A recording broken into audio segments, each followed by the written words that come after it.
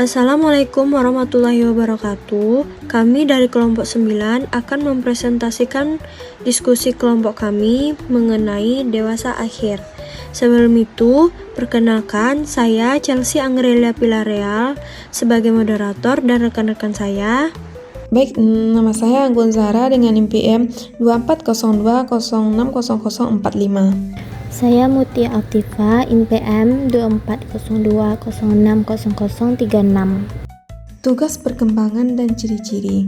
Masa dewasa akhir disebut juga masa penutupan dalam rentang hidup pada seseorang, di mana masa ini bisa dikatakan masa yang beranjak jauh dari kehidupan atau masa sebelumnya. Dalam pandangan psikologi, masa tua atau lansia memiliki umur sekitar 60 sampai meninggal, di mana pada usia ini menjadi penurunan kekuatan fisik dan penurunan daya ingat seseorang. Masa dewasa akhir ini merupakan proses perubahan menjadi tua atau dalam istilah disebut senencense. Proses perubahan ini dialami dalam perubahan fisik dan juga psikis pada seseorang. Selanjutnya, tugas perkembangan dewasa akhir. Masa dewasa akhir biasanya dimulai sekitar usia 60 tahun ke atas. Menurut teori perkembangan Hepker Erikson, tugas perkembangan pada masa ini berfokus pada penyesuaian diri terhadap perubahan fisik, psikologis, dan sosial. Ada beberapa tugas perkembangan dewasa akhir, diantaranya yang pertama, menyesuaikan diri terhadap penurunan fisik dan kesehatan.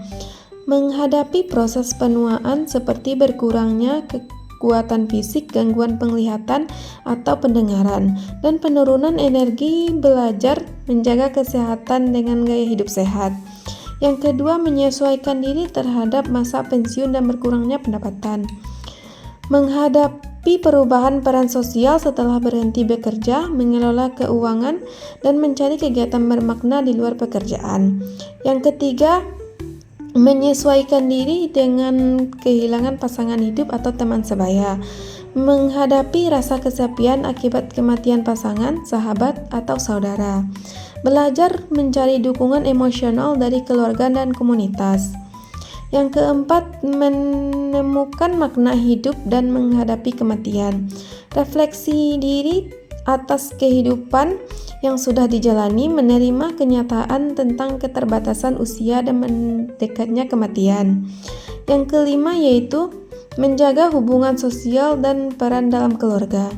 Tetap aktif dalam lingkungan sosial, misalnya organisasi keagamaan, kelompok lansia, memberikan teladan nasihat atau warisan nilai kepada anak dan cucu. Saya akan menjelaskan materi yang kedua, yaitu ciri-ciri dewasa akhir.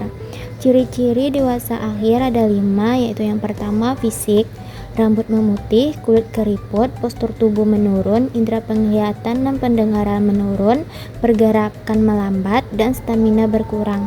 Yang kedua yaitu kognitif, daya ingat jangka pendek menurun, tapi pengalaman dan kebijaksanaan meningkat, lebih banyak berpikir reflektif dan realistis. Yang ketiga yaitu emosional, cenderung lebih tenang, bijaksana, dan sabar, namun rentan terhadap kesepian, depresi, atau rasa tidak berguna bila kehilangan peran sosial. Yang keempat, sosial. Aktivitas sosial mungkin berkurang, tetapi kualitas hubungan lebih penting daripada kuantitas. Peran sebagai orang tua, kakek atau nenek menjadi sumber kebanggaan. Yang kelima, yang terakhir yaitu spiritual. Lebih religius, banyak melakukan perenungan tentang makna hidup dan kehidupan setelah mati, lebih dekat dengan nilai-nilai keagamaan dan tradisi spiritual. Kesimpulan dari materi ini yaitu masa dewasa akhir adalah periode yang ditandai dengan penurunan fisik, perubahan peran sosial, dan tantangan psikologis. Tugas perkembangan utama adalah menerima penuaan, menyesuaikan diri dengan kehilangan, serta menemukan makna hidup. Ciri-ciri terlihat pada perubahan fisik, yaitu keriput, rambut memutih. Kognitif, daya ingat menurun. Emosional, lebih bijak namun rentan kesepian. Sosial, fokus pada keluarga. Dan spiritual, mendekat kepada agama. Apabila seseorang mampu menghadapi tugas perkembangan ini dengan baik, maka ia akan mencapai kepuasan hidup dan kedamaian batin di usia lanjut.